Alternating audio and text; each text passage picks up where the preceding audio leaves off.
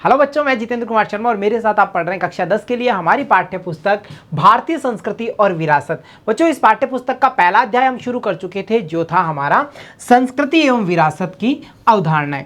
बच्चों, इस पाठ में अब तक हमने भाग संख्या 1 और भाग संख्या 2 का अध्ययन कर लिया, जहां हम एक बार रिकॉल कर लेते हैं कि हमने क्या क्या सीखा। हमने संस्कृति के शाब्दिक अर्थ को समझा, साथ ही साथ हमने ये देखा कि संस्कृति की जो सामान्य विशेषताएं हैं वो कौन कौन सी है, जैसे वो सीखी जा सकती है, हस्तांतरित होती है, वैचारिक होती है, संचयी होती है ना। ये सब चीज़ों का डिस्कस हमने भाग संख्या 1 में किया। भाग संख्या 2 जो बड़ा इंपॉर्टेंट था, वहाँ हमने ये जानने की कोशिश की कि जो हमारी प्राचीन संस्कृति है, भारतीय संस्कृति, उसकी विशेषताएं कौन कौन सी है। साथ ही साथ हमने पाठगत प्रश्नों को भी हल कर लिया और उम्मीद करता हूं वहां तक का जो हमारा चैप्टर था उसमें किसी भी विद्यार्थी को कोई भी दिक्कत नहीं होगी। तो चलो बिना देर किए शुरू करते हैं भाग संख्या 3, जिसमें हम ये जानने की कोशिश करेंगे कि मानव जीवन में संस्कृति का महत्व क्या है।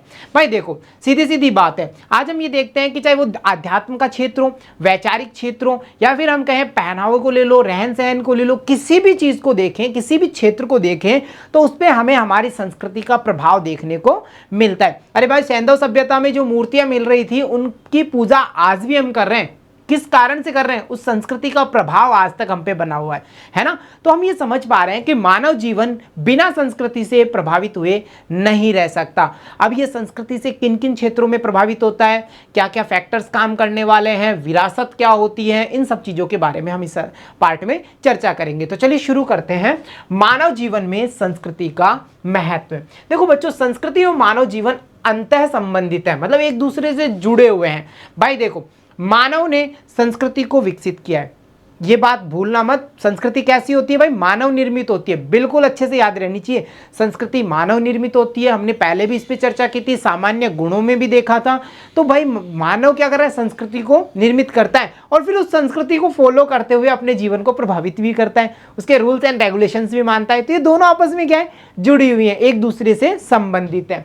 अब ये बात अलग है कि ये कोई बाह्य वस्तु नहीं है, कोई आभूषण नहीं है, हम कहें कि भाई कोई कलर नहीं है, कोई रंगों का स्पर्श नहीं है। तो संस्कृति है क्या? देखो बच्चों, संस्कृति परंपराओं, विश्वासों, जीवन यापन की एक साथ शैली जो आध्यात्मिक और भौतिक पक्षों से जुड़ी हुई होती है।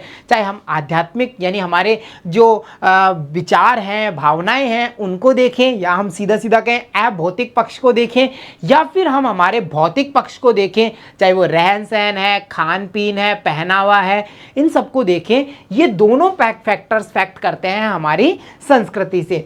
यह हमें जीवन का अर्थ, जीवन जीने का तरीका सिखाती है। मानव ही संस्कृति का निर्माता है, साथ ही संस्कृति ही व्यक्ति को मानव बनाती है। तो इस लाइन से हम ये समझ पा रहे हैं कि दोनों क्या है? दोनों आपस में जुड़ी हुई हैं, अंतर संबंधित हैं और एक दूसरे को प्रभावित करते हैं। भाई ये तो वही हो गया, कार को बनाया मैंने, अब कार में बैठ के जो मेरी रेपुटेशन बन रही है वो बात अलग है। देखा?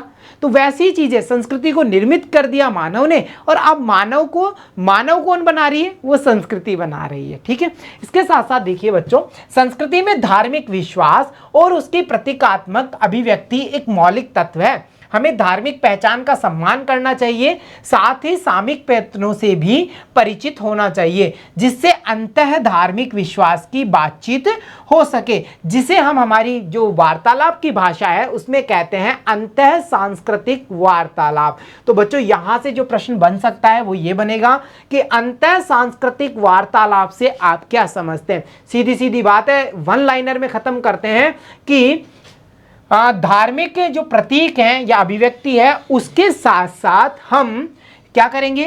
सामयिक प्रयत्नों को भी इंक्लूड करते हुए, जोड़ते हुए हमारी संस्कृति को विकसित करेंगे। उसे ही हम नाम देंगे अंतः सांस्कृतिक वार्तालाप का। विश्व जैसे जैसे जुड़ता चला जा रहा है, हम अधिक से अधिक वैश्विक होते जा रहे हैं और अधिक व्यापक वैश्विक स्तर पर जी रहे हैं। हम यह नहीं सोच सकते कि जीने का एक ही तरीका होता है और यही सत्य मार्ग है। अब भाई सत्य की बात हो गई, सत्य की बात होते ही पहली चीज माइंड में आती है सत्यमेव जयते, है ना।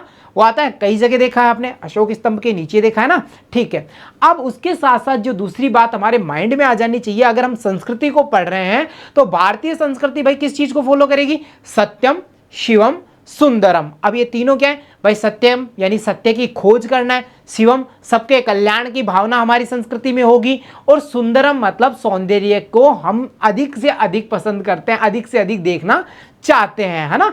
तो ये जो सत्यम शिवम सुंदरम वाली अप्रोच है वो क्या कहती है, देखो सत्यम शिवम और सुंदरम ये तीन शाश्वत मूल्य हैं जो संस्कृति से क्या करते हैं, बहुत ही अटैचमेंट रखते हैं, बहुत ही पास से जुड़े हुए हैं। ये संस्कृति ही है जो हमें दर्शन और धर्म के माध्यम से सत्य के निकट लाती है, यह हमारे जीवन में कलाओं के माध्यम से सौंदर्य प्रदान करती है और सौंदर्य अनुभूति परक मानव बनाती है। यह संस्कृति ही है जो हमें नैतिक मानव बनाती है, दूसरे मानवों के संपर्क में लाती है और इसी के साथ हमें प्रेम, सहिष्णुता और शांति का पाठ पढ़ाती है। अरे भाई कहना क्या चाह रहा है, ये कहना ये चाह रहा है कि हमारी संस्कृति का जो मेजर महत्व है हमारे जीवन में, एक मानव के जीवन में, वो है सत्यम शिवम सुंदरम।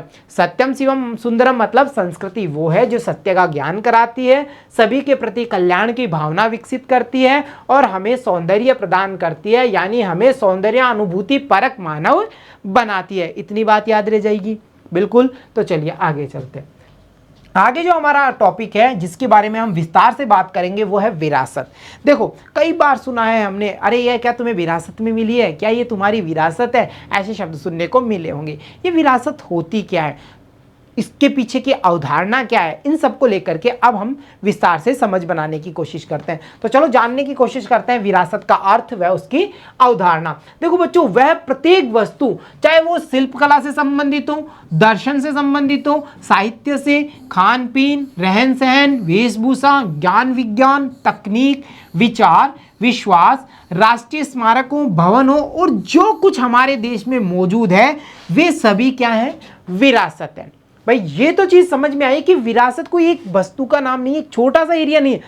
वो सब चीजें जो हमारे देश में मौजूद हैं, चाहे वो शिल्प कला से संबंधित हो, दर्शन से संबंधित हो, रहन सहन, वेशभूषा से संबंधित हो, ज्ञान विज्ञान से संबंधित हो, हमारे स्मारक हो, कुछ भी हो, भवन हो, कुछ भी, वो सब चीजें क्या कहलाती हैं, हमारी विरासतें। अब इन शॉर्ट हम क्या कहें, भाई हमने तो बनाया नहीं ना, ये कहां से आया है, पूर्वजों से मिला है। तो इसकी जो वन लाइन डेफिनेशंस होगी, भाई विरासत क्या होती है, तो देखो हमारे पूर्वजों द्वारा किए गए कार्य, उनकी उपलब्धियां, समाज व राष्ट्र में उनका योगदान, ये सब चीजें क्या कहलाती हैं, ये सब चीजें हमारी विरासत कहलाती है। अब देखो शिल्प कला की बात करें, आज ही तो डेवलप नहीं हुई ना, अरे शिल्प कला की बात कर रहे हैं, प्राचीन समय से आ रही है, पूर्वजों से हमें प्राप्त हो रही है, दादाजी ने पिताजी को दी, पिताजी ने बेटे को दी, मतलब आप ये समझ पा रहे हैं पीढ़ी दर पीढ़ी हस्तांतरित हो रही है। तो ये कैसी चीज हुई, पूर्वजों द्वारा किए गए कार्य, उन्होंने अच्छा से स्मारक बना दिया। भाई तो हम क्या कह रहे हैं, उनकी उपलब्धियां हैं, समाज व राष्ट्र में उनका जो भी योगदान है, चाहे वो किसी भी क्षेत्र में हो, शिल्प कला में हो, दर्शन में, साहित्य में,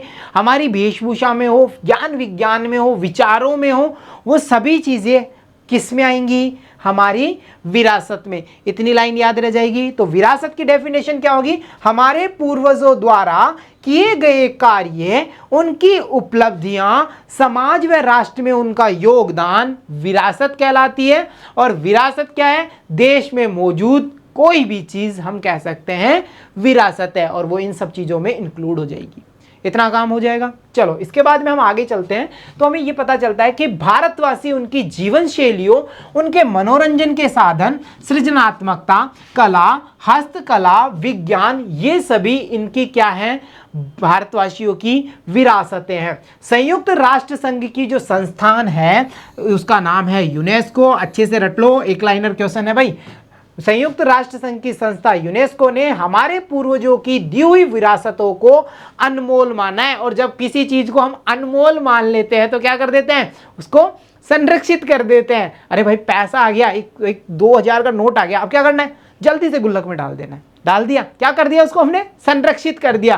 तो कुछ ऐसा ही यूनेस्को ने किया है। उसने देखा कि भारत में जो पूर्वज हैं उन्होंने इतनी बढ़िया बढ़िया मॉन्यूमेंट्स बनाए, इतने अच्छे अच्छे स्मारक बनाए, क्यों ना इन्हें क्या कर दिया जाए, संरक्षित कर दिया जाए। लोगों में विरासत को सुरक्षित व संभाल कर रखने की जागरूकता के उद्देश्य से ही हर वर्ष 18 अप्रैल को विश्व विरासत दिवस मनाने का निर्णय भी ले लिया गया। तो दो प्रश्न रट लो यहां से सीधे सीधे। बिल्कुल रटने हैं, यहां से बिल्कुल अच्छे से याद कर लो तुरंत ही कि भाई विश्व विरासत दिवस कब मनाया जाता है, प्रतिवर्ष 18 अप्रैल को, आंसर आ गया। अगली चीज है ये क्यों मनाया जाता है, लोगों में विरासत को सुरक्षित व संभाल कर रखने की जागरूकता फैलाने के लिए ये दिवस मनाया जाता है। अगला क्वेश्चन देखो, संयुक्त राष्ट्र संघ की किस संस्था के द्वारा विरासतों को संरक्षित किया जाता है, यूनेस्को के द्वारा। और हम ये भी कह सकते हैं कि जो विरासत है उनको संरक्षित करने का कार्य कौन कर रहा है विश्व स्तर पे, उसका नाम हम यहाँ मेंशन कर सकते हैं। इतने सारे प्रश्न क्लियर हो गए। चलो अब आगे मूव करते हैं। तो देखो बच्चों, अगर हम आगे की बात करें विरासत का अर्थ और अवधारणा की, तो अब तक हम ये समझ पाए हैं कि विरासत होती क्या है, अच्छे से समझ लिया, ठीक है। और विरासत का जो दिवस है वो भी हमने देख लिया, ठीक है। उसके बाद में हमने देखा कि इन धरोहरों को संरक्षित कैसे किया जा रहा है, क्यों किया जा रहा है, इन प्रश्नों के उत्तर मिल गए। तो इतना सब तो हमने सीख लिया। फिर इन विरासतों को लेकर के हमारा क्या रेस्पॉन्सिबिलिटी है, हमारी क्या दायित्व है, उसके बारे में देख लो। तो 3 लाइन में याद कर लो फटाफट से, हमारा दायित्व क्या है। पहला है कि हमें हमारी विरासतों पे गर्व होना चाहिए भाई, हमें क्या होना चाहिए, प्राइड होना चाहिए भाई, ये हमारी विरासत है। अरे भाई ताजमहल का इंडिया में है भाई, कितना गर्व की बात है ना। ऐसे हमें हमारी जो विरासत है उस पर क्या होना चाहिए, गर्व होना चाहिए। दूसरी बात है हमें अपनी विरासत को संरक्षित करना चाहिए। ऐसा नहीं गए वहां बनाने लगे कुछ भी, विरासतों पे उठाया एक पेन कुछ भी लिखने लगे, कुछ जगह चित्रात्मक जो तो आपके अंदर पेंटर छिपा हुआ है उसे बाहर नहीं निकालना है।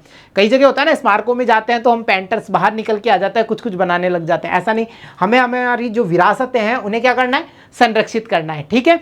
और जो अंतिम बात है वो है ऐतिहासिक स्थल भवनों को नुकसान नहीं पहुंचाना चाहिए, किसी भी तरीके से हमें उन्हें नुकसान नहीं पहुंचाना है। तो ये सारे दायित्व हैं जो हमारे हैं हमारी विरासतों के प्रति। इतना सब कुछ अच्छे से याद हो जाएगा। तो चलो अब कुछ चर्चाएं कर लेते हैं हमारे जो स्थल हैं, विरासतों के स्थल है उनके ऊपर। तो देखिए यहाँ पे इस अगर पूरे डायग्राम की बात करें, इससे पूरे इमेज की बात करें, तो यहाँ पे कुछ विरासती स्थल हैं। जैसे अगर हम अजंता की गुफाओं की बात करें जो महाराष्ट्र में स्टेबल करती हैं, वो हमारा प्राचीन विरासत स्थल है। आगरा का ताजमहल की बात कर लो, हम्पी के स्मारकों की बात कर लो जो कर्नाटक में बिलोंग करते हैं। इसके बाद में सांची का स्तूप जो मध्य प्रदेश से बिलोंग कर रहा है, और यहाँ हम देख पा रहे हैं रानी की बाव जो कि गुजरात में। ऐसे काफ़ी सारे मॉन्यूमेंट्स हैं जिन पे हम चर्चाएं कर सकते हैं। तो इन सब की जो टेबल है, पूरी सारणी है विरासतों के स्थल की, जो हमें पाठ में आगे देखने को मिलेगी। उस सारणी को कि भाई कौन सा स्मारक है, कहाँ स्टेबल करता है, राष्ट्रीय धरोहर में या विश्व धरोहर में कब लिया गया है, वो चीज़ें आपको अच्छे से रिवाइज करनी होंगी। वहाँ से प्रश्न बन सकता है। जैसे एक छोटा सा प्रश्न बने कि जो प्राचीन विरासत स्थल है हम्पी के स्मारक, वो कहाँ है, कर्नाटक में, ठीक है। निम्न में से कौन सा स्मारक कर्नाटक में बिलोंग करता है, 3 अलग स्टेट्स के दे दिए, एक कर्नाटक का दे दिया, तो हमें ढूंढना पड़ेगा। तो ये सब चीज़ें हम प्रश्न की अप्रोच को ढूंढेंगे बच्चों कि कैसे प्रश्न बन सकता है, ठीक है।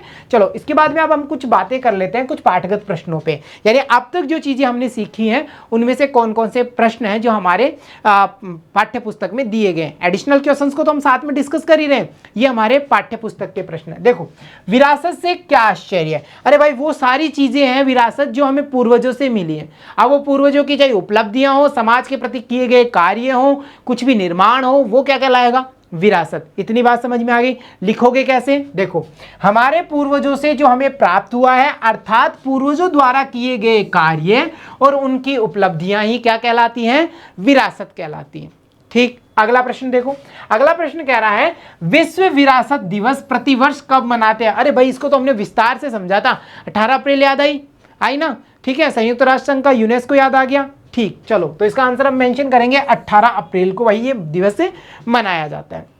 अगला प्रश्न कह रहा है विश्व विरासत दिवस क्यों मनाते हैं। भाई तुमने बता तो दिया 18 अप्रैल को मना रहे हैं, क्यों बना रहे हो, क्यों बना रहे हो, क्यों सेलिब्रेट कर रहे हो। कारण यही है कि स्मारकों को सुरक्षित व संरक्षित करने के लिए, लोगों में भावना को पैदा करने के लिए, ऐसी भावना विकसित करने के लिए ये दिवस मनाया जाता है, ठीक। चलो इसके बाद में अगला क्वेश्चन है हम्पी के स्मारक किस राज्य में, और बहुत ही बढ़िया प्रश्न है और हमने इसको डिस्कस भी किया था। कहाँ है, एक साथ जवाब देंगे, कर्नाटक में। बहुत बढ़िया। तो देखा बच्चों, आपने विरासतों को लेकर या फिर मानव जीवन में संस्कृति के प्रभाव को लेकर हमारा जो ये भाग था, सेशन था, उसमें हमने काफी सारा नॉलेज ग्रहण कर लिया, काफी सारे पाठगत प्रश्नों को हमने हल कर लिया, एडिशनल क्वेश्चंस की रचनाएं भी हमने की, और कौन कौन से प्रश्न अब तक यहां तक बन सकते हैं, संभावित प्रश्नों पर भी हमने चर्चाएं कर ली। उम्मीद करता हूं आज की क्लास आपको काफी पसंद आई होगी और काफी कुछ सीखने को मिला होगा। तो बच्चों मिलता हूं आपसे अगली कक्षा में, तब तक के लिए धन्यवाद बच्चों।